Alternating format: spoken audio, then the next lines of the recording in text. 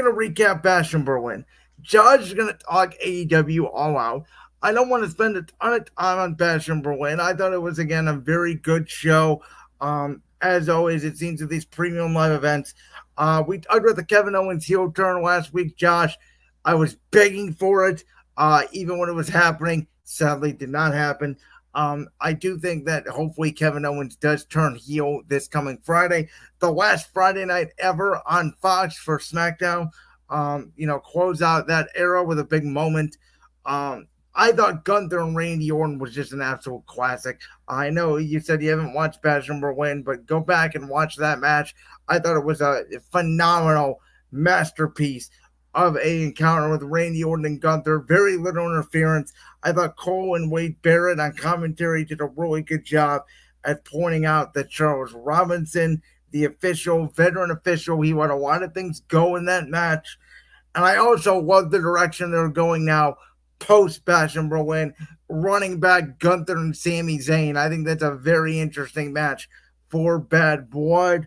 And again, I enjoyed Rhea and Damian versus Dom and Liv. Gonna lead to the big Hell in a Cell match. I thought Punk and McIntyre absolutely tore the house down in that strap match. I thought that was, if Gunther and Randy Orton was not perfect, I thought that was the best match of the night. And they followed it up with an even bigger angle on Raw last night with Drew McIntyre absolutely kicking the beads out of CM Punk and then shoving them down his. That definitely I want to sell. Very excited for that feud. But again, overall good show.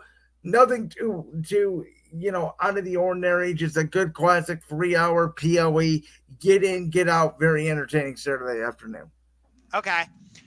So we just had AEW All In a couple weeks ago at Wembley Stadium in London, where Bryan Danielson became your new AEW World Champion by beating Swerve Strickland. So his career is not over, as that match was title versus career. Will Ospreay and MJF put on an absolute classic, and you had Daniel Garcia interfering in that match and screwing over MJF. I'll get back to that in a minute. I thought All In was a very good show, and now we turn around just a couple weeks later and we're doing All Out. And good grief, this might be my favorite feud in AEW history. We are doing Swerve Strickland versus Hangman Adam Page round 4 in a steel cage match. Their first 3 matches have been just awesome. They had just a standard match at Wrestle Dream, which Swerve won. Then they went to just a hellacious Texas death match at Full Gear. And then on just a regular episode of Dynamite, they go to like a 30-minute draw, which led to a triple threat match against Samoa Joe at Revolution for the AEW World Championship. So you have that match. Then you got MJF versus Daniel Garcia, which has been a story they've been building, because you had Daniel Garcia challenge Will Ospreay for the International Championship.